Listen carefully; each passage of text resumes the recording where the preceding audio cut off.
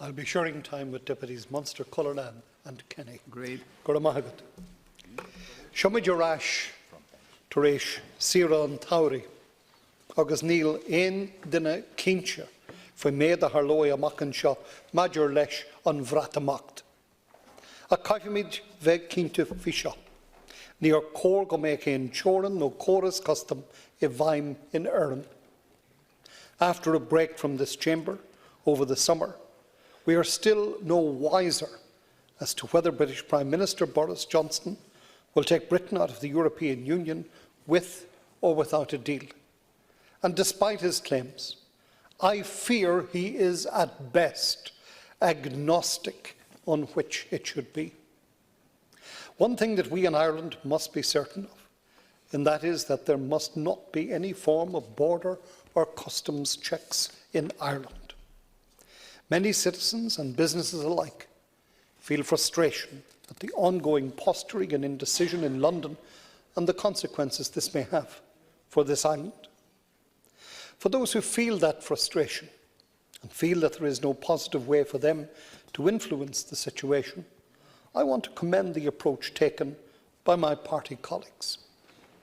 I want to especially endorse the strongly made comments of my colleague Martina Anderson MEP earlier today, when she outlined a pathway for Ireland remaining in the European Union, protecting the Good Friday Agreement and ensuring that all the consequent benefits arising from it in terms of trade and enterprise are not squandered.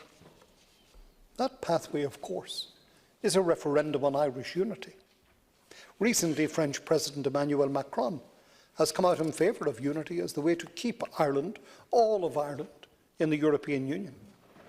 There is also a clear commitment from the EU that in the event of a successful unity referendum, that Ireland as a whole could remain part of the European Union. We now need the Irish government to join with others and begin the preparations for such a scenario. I note that recently the Minister present, the Minister for Foreign Affairs, Simon Coveney, said that he would like to see a united Ireland within his political lifetime. I welcome that, and I think that would be the expression and hope of most every voice in this House. One would think, however, that anything occurring in one's political lifetime requires immediate preparation and planning, whatever age you might be at. We also need a debate on Irish unity as a solution to the Brexit chaos. We need it to be respectful of all the varied opinions on this island. In order for the optimum number of opinions to be heard, we need that debate to occur in advance of any proposed constitutional change. We also need the Irish government to identify exactly how they intend to deal with the worst-case scenario as outlined in the Yellowhammer report.